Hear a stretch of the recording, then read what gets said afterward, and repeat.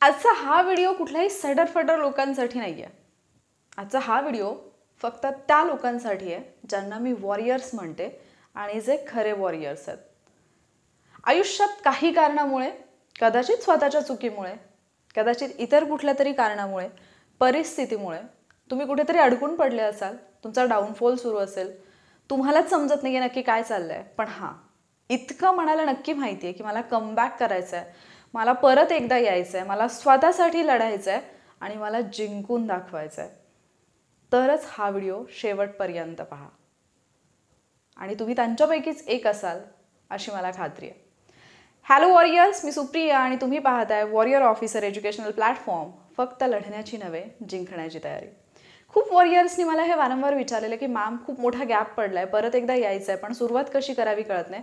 आजचा हा व्हिडिओ तुमच्यासाठी आहे. या व्हिडिओमध्ये मी कुठल्याही प्रकारच्या स्टेप्स तुम्हाला सांगणार नाही आहे, पण हां, सहज बसल्या बसल्या जे काही विचार डोक्यात आले आणि ज्या काही गोष्टी मी स्वतःला सांगत आले, जेव्हा जेव्हा पण माझ्या बाबतीत असं झालं की मी पाठीमागे कुठेतरी अडकले किंवा माझा डाऊनफॉल सुरू आहे आणि त्यावेळेला ज्या गोष्टी मी फॉलो केल्या त्या मी तुमच्यासोबत शेअर करते. त्यामुळे मी सुरुवातीलाच माफी मागते, कारण बऱ्याच ठिकाणी या व्हिडिओमध्ये माझ्याकडून इंग्लिश शब्दांचा, वाक्यांचा प्रयोग होईल. जर तुम्हाला खरंच कमबॅक करायचं असेल तर कमेंटमध्ये आत्ता आय एम वॉरियर असं लिहून टाईप करून पाठवा. सगळ्यात पहिली गोष्ट, तुम्हाला जर असं वाटत असेल की मला माझं स्वप्न पूर्ण करायचं आहे, मला खरंच या गोष्टीची आवड आहे, तर स्वतःला एक गोष्ट निक्षून सांगा. आवड जपण्यासाठी आवड असावी लागते. हो, मी जे बोलतेय ना,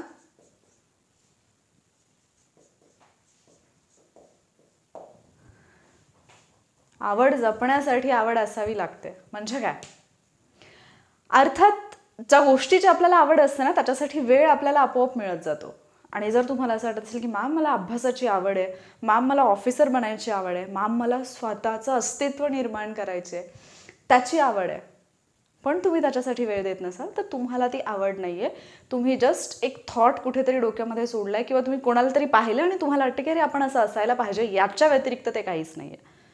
कारण माणसाला ज्या गोष्टीची आवड असते, माणूस हजारो कामं जरी असतील तरी त्याच्यातून आपल्या आवडीसाठी वेळ हा काढतच असतो.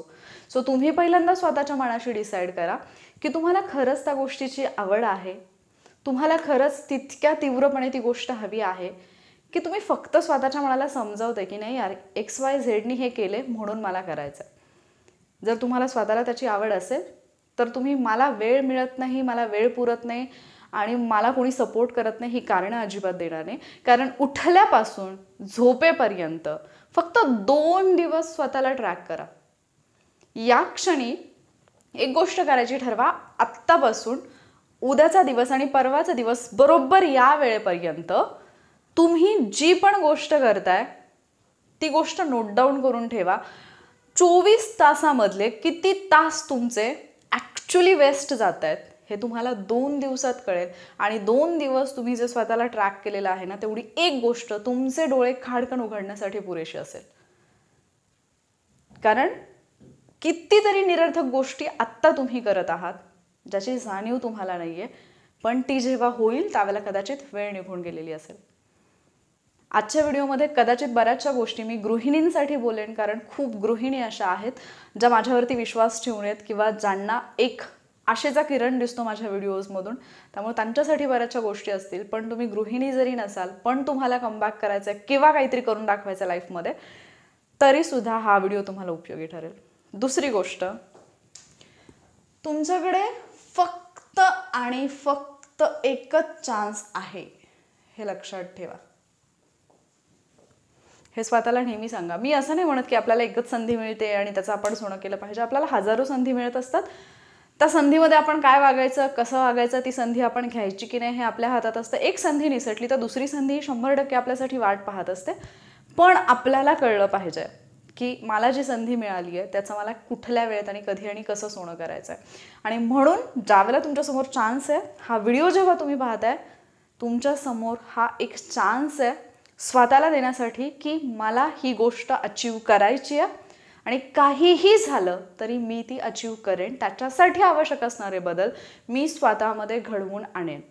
आणि जर तुम्ही त्याच्यासाठी तयार नसाल तर शेवटी आयुष्याच्या एका वळणावरती जाऊन तुम्ही थांबाल आणि स्वतःला प्रश्न विचाराल की मला हेच करायचं होतं का, मला हेच आयुष्य हवं होतं का. सो सिम्पल आहे, लेट्स गो फॉर इट और let it go as it is. एक तर या गोष्टीसाठी प्रयत्न करायला लागा, अदरवाईज ही गोष्ट आहे अशी सोडून द्या. डिसाईड तुम्हाला करायचं आहे, तुम्ही दोन्हीपैकी कुठला पर्याय निवडताय. जर तुम्ही तुमच्या स्वप्नासाठी, तुमच्या ड्रीम पोस्टसाठी, अदरवाईज तुमच्या स्वतःच्या अस्तित्वासाठी, तुम्हाला जे पण लाईफमध्ये अचीव करायचं आहे त्याच्यासाठी जर आत्ता तयारी करणार असाल, लेट्स गो फॉर इट असं कमेंटमध्ये टाईप करा. हे मी प्रत्येक वेळी तुम्हाला सांगेन. रिझन हे आहे की मला माहिती की ज्यावेळेला आपण या गोष्टी बोलतो कितीतरी पटीने त्या गोष्टी आपल्यामध्ये रुजल्या जातात. कुठेतरी आपल्याला असं वाटत राहतं की मी ही गोष्ट इथे बोलली आहे, मी ही गोष्ट इथे बोलली आणि मला ती करायची आहे. सो कमेंटमध्ये लेट्स गो फॉर इट असं टाईप करा. तिसरा मुद्दा येतो आणि हा माझा फार फेवरेटवाला आहे. ही गोष्ट मी खूप वेळा ॲप्लाय केली आहे आणि खूप वेळा ज्यावेळेला मी अगदी खचलेले आहे, ज्यावेळेला मी तुटलेले, ज्यावेळेला मला असं वाटतं की मी खूप म्हणजे आता मी परत उभी नाही राहू शकत, अशा वेळेला या गोष्टीने मला फार हेल्प केली आहे. अँड दॅट इज फ्युचर सेल्फला भेटून या. फ्युचर सेल्फला भेटून या म्हणजेच काय, जे मी आत्ता बोलले की आयुष्याच्या एका वळणावरती तुम्ही उभे असाल त्यावेळेला तुम्हाला असं वाटेल की ही गोष्ट मी त्याच वेळेला करायला पाहिजे. फ्युचरमधले तुम्ही may be after 5 years, after 10 years तुम्ही कुठे असाल, तुम्ही काय करत असाल, तुम्ही कुठल्या प्रकारची लाईफ जगत असाल, तुमच्या लाईफमध्ये तुम्हाला कुठल्या प्रकारचं स्वातंत्र्य मिळालेलं असेल, तुमची लाईफ कोणाच्या मर्जीने चालत असेल, तुम्ही तुमच्या आवडीचे कपडे घालू शकत असाल का, तुम्हाला जिथे हवं तिथे जाऊ शकत असाल का, तुम्ही तुमच्या माणसांना, तुमच्या आईवडिलांना जी लाईफ तुम्हाला द्यायची ती देऊ शकत असाल का, या सगळ्या गोष्टीचा विचार करा. त्या सेल्फला भेटून या. 5 मिनिट एका जागेवरती बसा, इमॅजिन करा 5 वर्षानंतर, 10 वर्षानंतर तुम्ही कुठल्या पोझिशनला आहात, तुम्ही कुठल्या सिच्युएशनमध्ये आहात आणि ती जी सिच्युएशन असेल, ती जी पोझिशन असेल, तिथून स्वतःशी बोला, स्वतःसाठी एक लेटर लिहा. तुम्ही खूप वेळा ही कन्सेप्ट ऐकली असेल, लेटर फ्रॉम फ्युचर म्हणून. ही कन्सेप्ट स्वतःच्या लाईफमध्ये अप्लाय करा आणि त्या ठिकाणी बसून इमॅजिन करा तुम्ही स्वतःसाठी लिहिताय की तू फार थकली होतीस, मला माहिती आहे, आता तुला उठवत नाही आहे, पण तरीसुद्धा तू उठून उभी राहिलीस. तुझ्यावरती बंधनं घालणाऱ्या, तुला पाठीमागे ओढून धरणाऱ्या, तुला अडकवून ठेवणाऱ्या कितीतरी बेड्या तुझ्या हातात आणि पायात होता, पण त्या सगळ्या बेड्या तोडून तू झगडायचं ठरवलंस, तू लढायचं ठरवलंस आणि तू फक्त लढली नाहीस तर तू जिंकून दाखवलंस. आज तू तुझं एक असं आयुष्य जगतेस जिथे तुला जसं हवं तसं तुझं आयुष्य तू सुंदर बनवू शकतेस, तुझ्या माणसांचं आयुष्य तू सुंदर बनवू शकतेस. तुला जो निर्णय घ्यायचा आहे ते निर्णय घेण्याचं तुला स्वातंत्र्य. एक खूप महत्त्वाची गोष्ट सांगू, मला हे खूप जाणवतं, प्रकर्षाने जाणवतं. कदाचित मी खूप एका खेडेगावातून, ग्रामीण भागातून येते म्हणून या गोष्टी मला जास्त जाणवत असतील. तुम्ही शहरातले असाल तर तुम्ही या गोष्टी आजूबाजूला फारशा पाहिल्या नसतील, पण मी या गोष्टी खूप जवळून पाहिल्यात की एक गृहिणी म्हणण्यापेक्षा कुठलीही एक महिला जी खेडेगावामध्ये जन्म घेते, त्या बाईला लाईफमध्ये कधी आपण कुठल्या प्रकारचे कपडे घालायचे, आपण कशा प्रकारे केस विंचरायचे, आपण कुठल्या प्रकारची टिकली लावायची, कुठल्या रंगाच्या बांगड्या घालायच्या, कपड्यांचा रंग सुद्धा ठरवण्याचा अधिकार नसतो तिला. ती तिचे डिसिजन्स नाही घेऊ शकत. आणि हे सगळं करण्यासाठी ती एक महिला आहे, ती एक मुलगी आहे, ती एक फिमेल आहे, एवढी एकच गोष्ट इनफ असते. तुम्ही तुमच्या आजूबाजूला अशा गोष्टी जर अनुभवल्या असतील तर डेफिनेटली मला सांगा. आज जर तुम्ही एक मुलगी असाल, एक गृहिणी असाल, केवळ एक पत्नी आहात, तर हा विचार करा की फ्युचरमध्ये तुम्ही तुमच्या लहान बाळासाठी सुद्धा डिसिजन घेऊ शकणार नाही जर आज तुम्ही स्वतःसाठी डिसिजन घेतला नाहीत तर. जर आज तुम्ही स्वतःच्या स्वप्नासाठी लढायचं नाही ठरवलं तर फ्युचरमध्ये तुम्ही तुमच्या बाळासाठी सुद्धा लढू शकणार नाही. आणि हे त्याच्या कुठल्याही शिक्षणाच्या बाबतीत, करिअरच्या बाबतीत किंवा इतर कुठल्याही मोठ्या मोठ्या डिसिजनच्या बाबतीत मी बोलत नाही आहे. अगदी छोटी गोष्ट, तुम्हाला माहिती असेल की मोबाईल वापरल्यामुळे तुमच्या बाळाच्या मेंदूवरती वाईट परिणाम होतोय आणि तुम्ही जीव तोडून जरी सांगत असाल, तुमच्या शब्दाला व्हॅल्यू असणार नाही जर आत्ता तुम्ही स्वतःला किंमत देत नसाल आणि जर तुम्ही स्वतःची एक पोझिशन, स्वतःचं एक अस्तित्व निर्माण करण्यासाठी लढत नसाल. आणि जर तुम्हाला असं वाटत असेल की मी माझ्यासाठी काही करू शकले नाही पण मला माझ्या बाळासाठी करायचं आहे, then this is the time जेव्हा तुम्ही स्वतःसाठी काहीतरी करायला पाहिजे. रोज उठून याची त्याची उणीधुणी काढणं, त्याच्यासोबत गप्पा मारत वेळ घालवणं, अगदी काहीच नाही तर फोनवरती काहीतरी पाहणं, टी व्हीला काहीतरी सिरियल पाहणं, याच्यापेक्षा करण्यासाठी आयुष्यामध्ये खूप महत्त्वाच्या गोष्टी आहेत. त्याच्यातून बाहेर या आणि त्या महत्त्वाच्या गोष्टींवरती फोकस करा. जी गोष्ट तुमची लाईफ बेटर बनवू शकते. उद्या लाईफमध्ये ऑल ऑफ सडन कुठलंही असं चॅलेंज आलं जिथे तुम्हाला एकट्याला उभं राहावं लागेल, तर त्याच्यासाठी स्वतःला तयार करा आणि म्हणून आज लढायला तयार व्हा. कारण मी अशा मुली पाहतेय ज्यांची लाईफ अगदी छान चालली असं त्यांना वाटतंय, पण ऑल ऑफ सडन एक असा लाईफमध्ये प्रॉब्लेम येतो, कुठलाही एखादी मेडिकल कंडिशन असू शकते, लाईफमधला कुठलाही एक प्रॉब्लेम, आणि ज्या वेळेला त्यांना हे फील होतं की आज मी किती एकटी आहे यार, माझ्यासोबत कोणी नाही आहे ना, माझी फॅमिली, जे लोक माझे मला वाटत होते तेही नाही आहेत, या सगळ्या गोष्टी मला एकटीला फेस कराव्या लागतात. बरं, या सगळ्या गोष्टी फेस करण्यासाठी मी एकटी तयार सुद्धा आहे, पण जेव्हा मी माझ्यासाठी लढायला तयार आहे तेव्हा सुद्धा माझेच लोक माझ्या विरुद्ध येऊन उभे आहेत.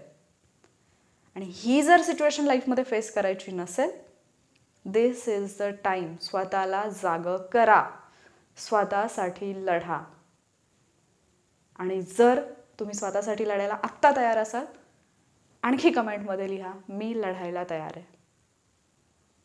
कारण या गोष्टी तुम्हाला खूप आणि खूप आणि खूप बळ देतील. त्याच्यानंतर पुढची गोष्ट येते, भाड में गई दुनिया. दुनिया doesn't care about your failure. दुनिया doesn't care about your depression. दुनिया doesn't care about your downfall. त्यांना काहीही फरक पडत नसतो तुम्ही आत्ता कुठल्या सिच्युएशनमध्ये आहात, तुम्ही आत्ता काय फेस करत आहात, तुमच्या लाईफमध्ये काय प्रॉब्लेम्स आहेत आणि तुम्ही आत्ता किती वाईट कंडिशन्समधून जात आहात, तुमच्या डोक्यामध्ये काय चालू आहे, तुमचं जे काही इनर बॅटल आहे त्याच्याबद्दल त्यांना काही पडलेलं नसतं. बट दुनिया विल केअर ज्या दिवशी तुम्ही सक्सेसफुल व्हाल, ज्या दिवशी तुम्ही लाईफमध्ये काहीतरी अचीव कराल. फार मोठंसं नाही, पण अगदी एवढंसं जरी काही अचीव केलं ना, अरे जे कधीच तुमच्या लाईफमध्ये कुठेच दूरवर नातेवाईक नसतात ना, असे नातेवाईक येऊन समोर टपकतील आणि तुम्हाला विचार पडेल, अरे हे पण होते, आणि ते म्हणतील आम्ही इथेच होतो. हो, तुम्हाला आठवत नाही का, त्यावेळेला मी तुम्हाला पाहिलं होतं, मी तुम्हाला बोललो होतो. त्याच्यासाठी आत्ता ही वेळ आहे. तुमच्या डिप्रेशनला तुम्ही एक काहीतरी छानसं असं मला लाईफमध्ये गिफ्ट मिळाले असं सजवू नका. एक अतिशय वाईट सवय महिलांमध्ये मी अनुभवलेली आहे, कदाचित ही पुरुषांमध्येही असेल, बट जास्त माझा गृहिणींशी संपर्क येतो. तर मला एक गोष्ट जाणवली आहे की आपले प्रॉब्लेम्स जे आहेत ना, ते असे छानसे सजवून नटवून मीठ मसाला लावून सांगायची सवय असते. कशासाठी त्याच्यावरती फोकस करताय? तुमच्या डिप्रेशनला तुम्ही तुमच्या लाईफमध्ये काहीतरी एक खूप छान असं मिळालंय गिफ्ट असं का सांगताय?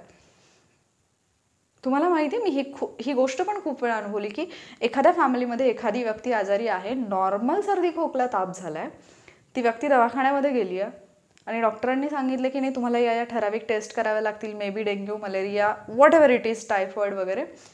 आणि जर असं कुठला आजार असला ना, तर तो सांगायला फार छान वाटतो, यार मला टायफॉइड झाला होता माहितीये का, मला मलेरिया झालाय माहितीये का.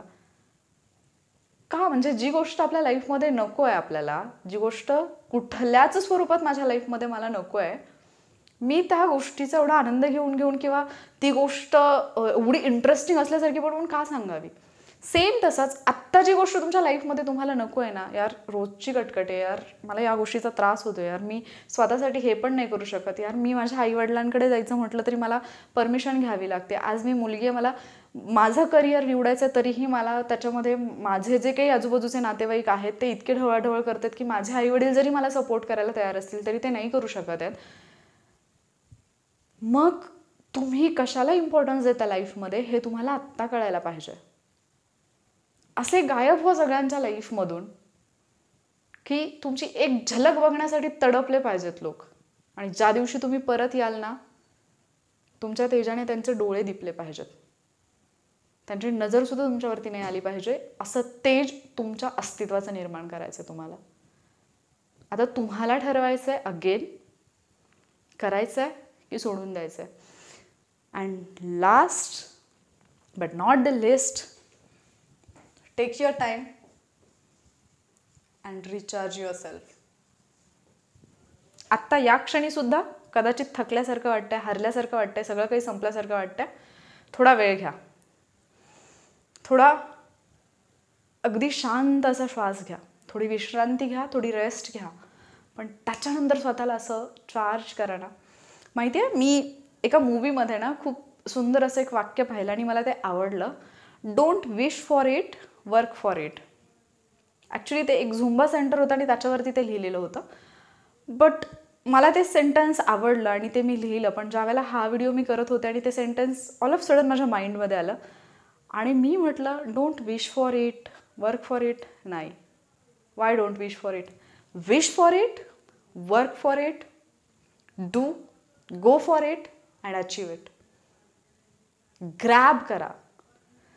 एखादी गोष्ट जर तुम्हाला एका जागी बसून मिळणार नाही आहे हे तुम्हाला माहिती असेल तर उठा, त्याच्यासाठी हातपाय हलवा, झगडा, धडपडा, व्हॉट एव्हर इट इज, जे काही करावं लागेल ते करा, पण ती मिळवा, कारण ती तुम्हाला हवी आहे. आणि तुमच्यासाठी तुम्हालाच लढावं लागणार आहे. जगातली कुठलीच व्यक्ती तुमच्यासाठी येऊन लढणार नाही आहे. आणि चुकून कुठली व्यक्ती तुमच्यासाठी आली, धडपडली, लढली, तुमच्यासाठी काहीतरी करून दिलं, मरेपर्यंत ते ओझं डोक्यावरती घेऊन तुम्हाला जगावं लागणार आहे. यार मी होतो म्हणून तर हे झालं. मी असं म्हणत नाही की ग्रेटफुल राहू नका. लाईफमध्ये खूप व्यक्ती भेटणार आहेत ज्या तुम्हाला नकळतपणे मदत करणार आहेत, ज्या तुम्हाला कळतपणे मदत करणार आहेत. आजूबाजूची प्रत्येक गोष्ट सजीव निर्जीव तुम्हाला हेल्प करणार आहे. त्याच्यासाठी ग्रेटफुल राहा. पण हां, त्याच्यासोबतच कोणासमोर इतकेही लाचार होऊ नका की तुमच्या श्वासावरती सुद्धा, तुमच्या निर्णयावरती सुद्धा, तुमच्या शब्दांवरती सुद्धा, तुमच्या विचारांवरती सुद्धा फक्त त्यांचं नियंत्रण असावं. मला आशा आहे की तुम्हाला कमबॅक करण्यासाठी आत्ता जे मी सांगितलं एवढंच पुरेसं आहे. एक्झॅक्टली काय स्टेप्स आहेत ज्या फॉलो करायला पाहिजेत याच्याबद्दल जर कन्फ्युजन असेल तर मला कमेंटमध्ये लिहून पाठवा की मॅम एक्झॅक्टली स्टेप्सचा व्हिडिओ शेअर करा. याच्यानंतरचा व्हिडिओ मी डेफिनेटली तुमच्यासाठी तो घेऊन येईन आणि खूप लवकर घेऊन येईन. पाठीमागचे काही लेक्चर्स पेंडिंगला आहेत, आय नो इट. 2-3 जसं मी वॉटर टेक्निक शेअर केलेलं, होपोनोपोनो टेक्निक शेअर करायची आहे, देन विजन बोर्ड शेअर करायचं आहे. आय नो ते पेंडिंगला आहे. बट हा वाला व्हिडिओ मी डेफिनेटली लगेच तुमच्यासाठी घेऊन येईन. पण जर तुम्हाला गरज असेल तर. आणि आत्ता या क्षणी मला कमेंट करून सांगा, तुम्ही तुमच्या स्वप्नाच्या पाठीमागे धावण्यासाठी आणि तुमचं स्वप्न पकडण्यासाठी रेडी आहात का? जर रेडी असाल, येस आय एम रेडी असं कमेंटमध्ये लिहा. जर हा व्हिडिओ तुम्हाला थोडं तरी जागं करून गेला असेल तरच व्हिडिओला लाईक आणि शेअर करा. आणि जर पुढचा व्हिडिओ पाहायचा असेल तर आपल्या चॅनलला सबस्क्राईब नक्की करा. मी लवकरच येते पुढच्या व्हिडिओमध्ये तुमच्यासाठी अशाच काही इम्पॉर्टंट आणि तुमची लाईफ बदलवून टाकणाऱ्या गोष्टी घेऊन. तोपर्यंत थँक्यू.